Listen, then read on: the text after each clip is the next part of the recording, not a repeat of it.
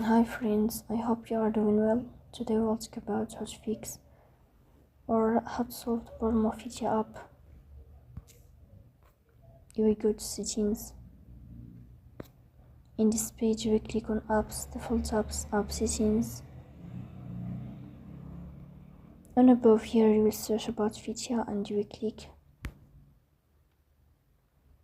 In this page of app info, you will go to first stop and you will click OK. Here we click on storage.